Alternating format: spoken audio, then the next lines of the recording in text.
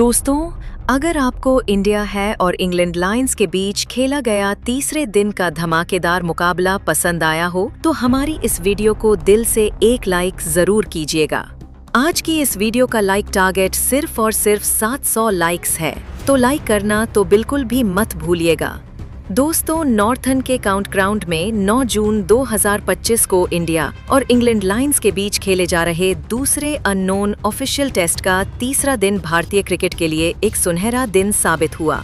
तीसरे दिन की शुरुआत तब हुई जब इंग्लैंड लायंस की टीम पिछले दिन के स्कोर 1 विकेट पर 80 रन से आगे खेलने उतरी।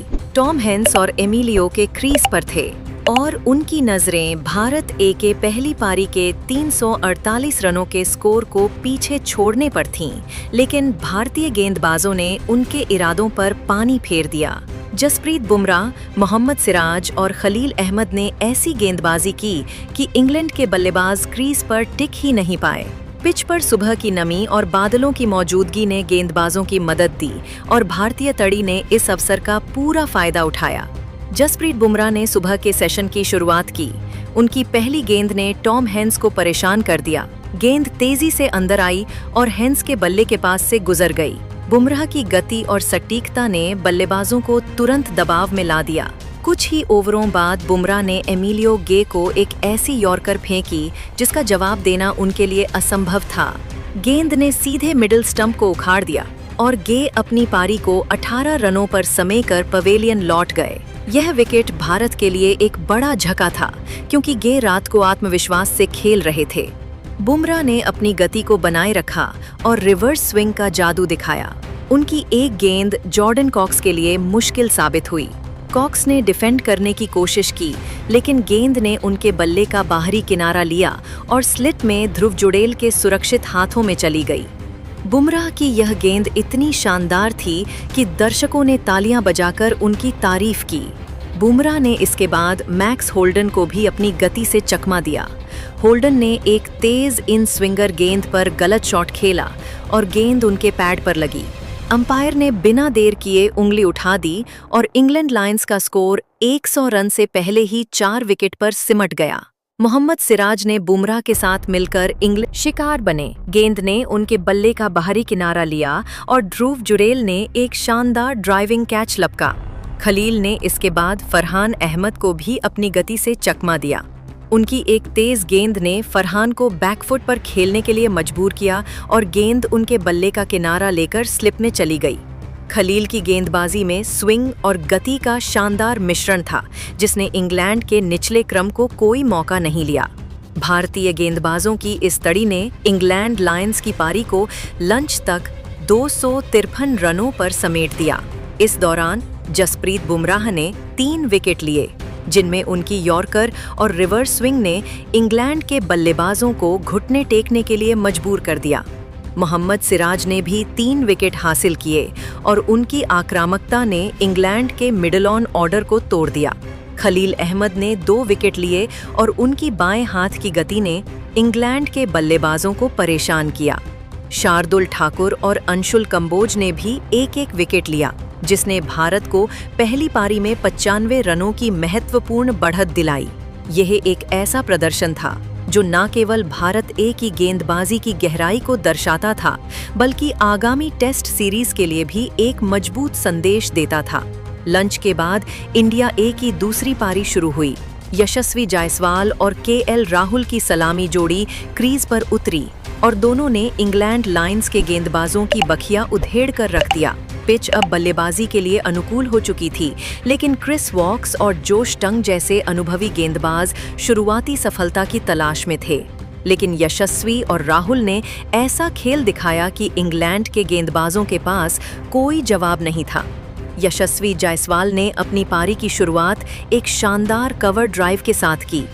क्रिस वॉक्स की गेंद पर उनका यह शॉट इतना सटीक था कि गेंद बिजली की तरह बाउंड्री के पार चली गई।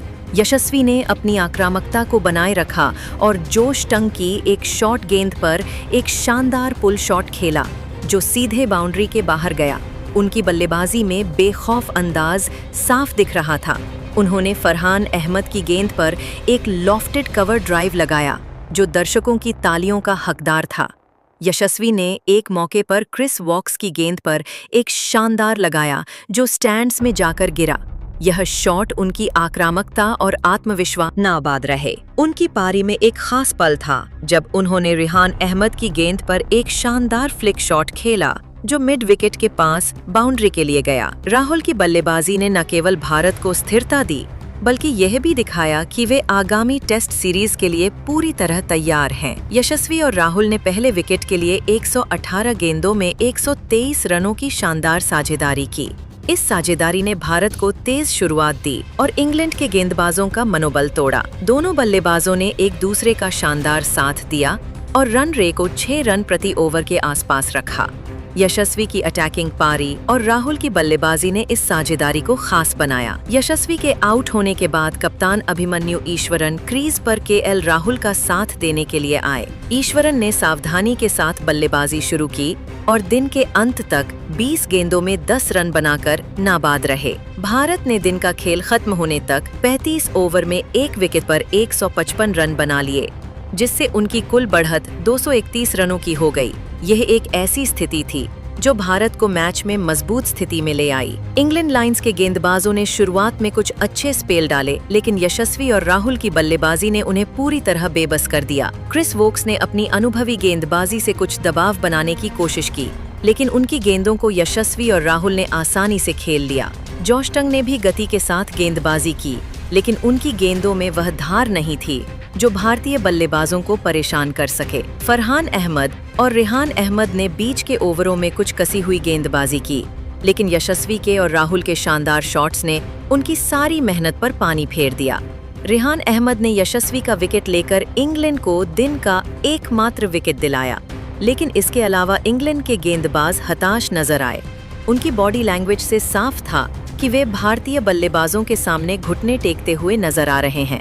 यशस्वी और राहुल के शॉट्स ने न केवल स्कोर बोर्ड को आगे बढ़ाया बल्कि इंग्लैंड के गेंदबाजों का आत्मविश्वास भी तोड़ा। तीसरे दिन बुमराह की यॉर्कर सिराज की आक्रामकता और खलील के कैच ने दर्शकों को झूमने पर मजबूर कर दिया। यशस्वी के और राहुल के कवर ड्राइव ने माहौल को और रोमांचक बना दिया। ध्रुव जुड़ेल के डाइविंग कैच और शार्दुल ठाकुर के फील्डिंग प्रयासों ने भी दर्शकों का ध्यान खींचा। मैदान योर्कर और रिवर स्विंग ने इंग्लैंड के बल्लेबाजों को परेशान किया और यह प्रदर्शन सीनियर टीम के लिए एक सकारात्मक संकेत है। मोहम्मद सिराज की आक्रामकता और खलील अहमद की बाएं हाथ की गति ने भारत की गेंदबाजी की गहराई को दिखाया।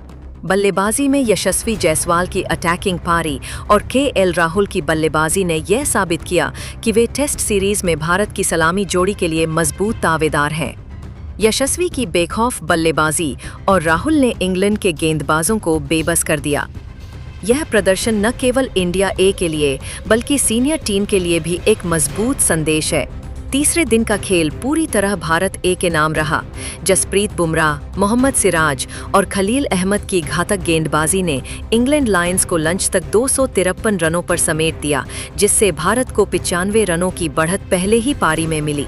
इसके बाद यशस्वी जायसवाल और केएल राहुल की शानदार बल्लेबाजी ने इंग्लैंड के गेंदबाजों को बेबस कर दिया और दिन के अंत तक भारत ने 231 रनों की बढ़त हासिल कर ली। यह दिन भारतीय खिलाड़ियों की प्रतिभा, जुनून और रणनीति का शानदार प्रदर्शन था।